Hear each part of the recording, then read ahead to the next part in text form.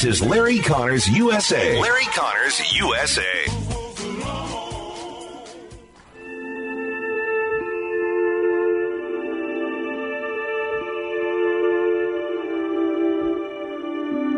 There's a chapel in Kansas, standing on the exact center of the lower 48. It never closes. All are more than welcome to come meet here in the middle. Those are the words of Bruce Springsteen in a Super Bowl ad that ran about 2 minutes last night in the Super Bowl. It's an ad for Jeep and called The Middle.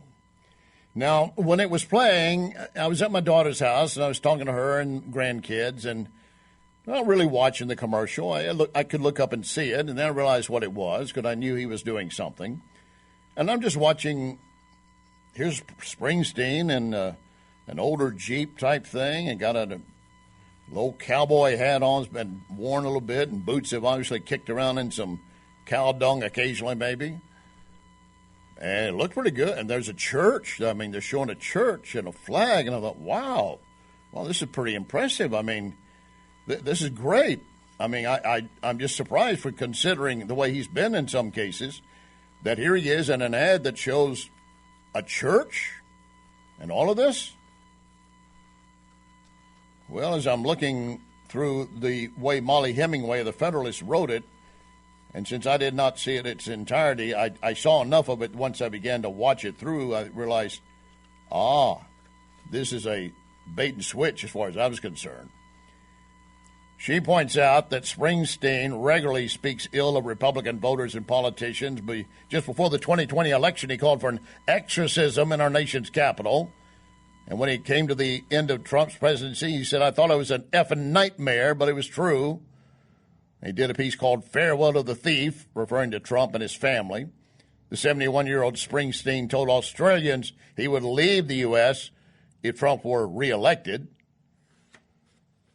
He, at one time in 2008, going against George W. Bush, said the U.S. was now suffering consequences of 8 years of rule by a very radical group of people who push people in a very radical wrong direction. 2016 called Trump a moron. I mean, this is all from the guy that I'm watching up there, and it's got images of a tiny Christian chapel in the middle of the continental states. Chapel seats maybe half a dozen with a cross on top of a map of the U.S., painted to look like the American flag. And Bruce Springsteen is walking into this little chapel. And again, when I'm watching it, I'm thinking, well, this is powerful. I mean, this looks really good. Well, again, I was not hearing, and I didn't see exactly what they were doing. I mean, they just have him driving down a dismal road in Kansas.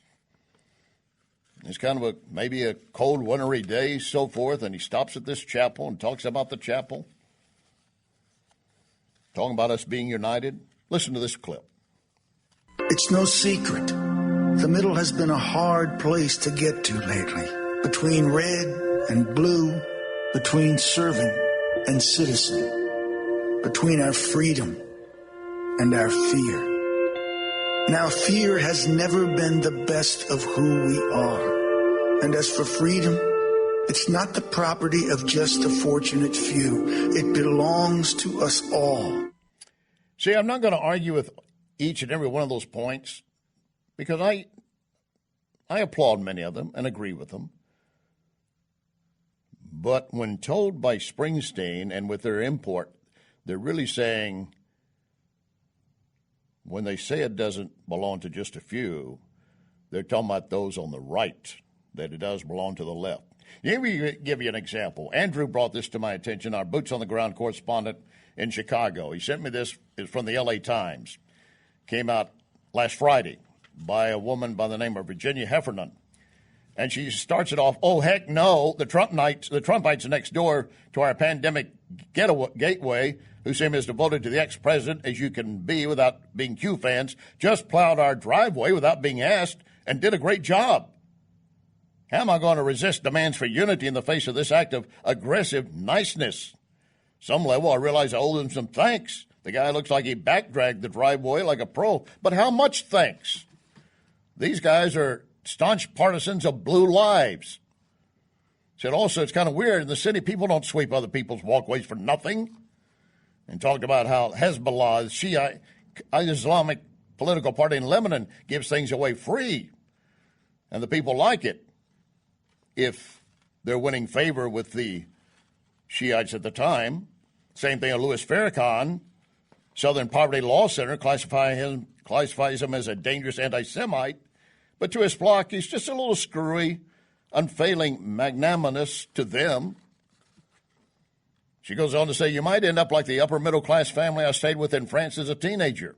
They did not attend a citywide celebration for the 100th birthday of Charles de Gaulle. The war hero orchestrated the liberation of his country from Nazi Germany in 1944. They did have portraits of a Nazi collaborator on their wall. I finally got the courage and asked, why? And the lady of the house said, well, we were very happy because the Nazis were polite to us. So here she is upset that now somebody decided to show some kindness. She said, but I'm not ready to respond with a plate of cookies. And said, loving your neighbor is evidently much easier when your neighborhood is full of people just like you. But what do I do about Trumpites around us? And started referring to Congresswoman Alexandria Ocasio-Cortez, as she said, who spoke eloquently last week about her terrifying experience during the Capitol Hill event. Well, I've told you, a lot of that was just drama. And she went on to say, she even quoted Ben Sass in Nebraska saying, come on, this isn't Hatfields and McCoy's blood feud forever. You can't hate someone who shovels your driveway. She said, so here's my response to my plowed driveway for now. Politely, but not profusely. A little wave, a little thanks.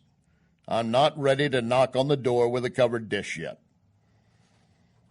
She said, I'm not going to give them absolution. They probably aren't looking for it anyway. In other words, somebody does something nice, but it was done by people that had different political views than you, and suddenly you decide that it's a nasty thing, a vile thing, and you cannot even summon up a proper thank you and appreciation. It does remind me of that phrase. That's what I sent back to Andrew when he sent that article to me. I said, proof again, no good deed goes unpunished. That proverb, variously attributed to Walter Winchell, Oscar Wilde, Claire Booth Luce, basically that when you try to do something good, you still end up being attacked or maligned by the ones you're trying to help out. And I think that's exactly what happened there. So the shoveling of the neighbor next door coming next door, it fits with what we were seeing in the Jeep commercial, bringing us together with this a common ground. We work on it together. Now, this shoveling of the driveway happened Friday before the Super Bowl, before that commercial aired. And I don't know the motivation of the person next door. Did they know that they were shoveling the driveway of someone who's a strong liberal? I would suspect they probably did. But it didn't make any difference to them. They thought, they're going to need help, and I've got the tools, and I can help.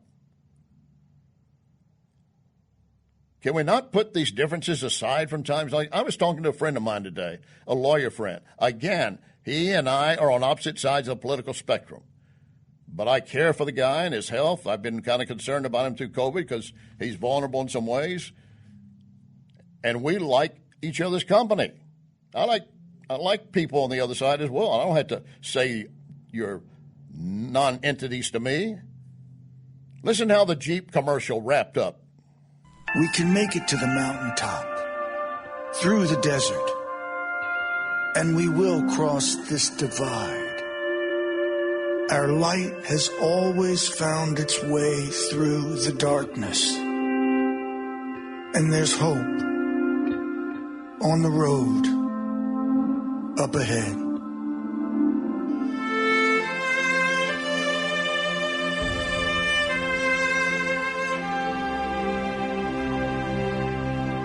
That's a great way to close it, isn't it? There is hope on the road ahead. But then at the end, you got the clear image that it was a Democrat road and a Democrat idea, and that's a shame. Because a message should be for all of us. And the lady who doesn't know what to do, she wanted him to take over a covered dish in appreciation for her driveway being plowed. That kind of says a lot, doesn't it? Coming up, what transgenderism is doing to women's sports and to children. Please stand by.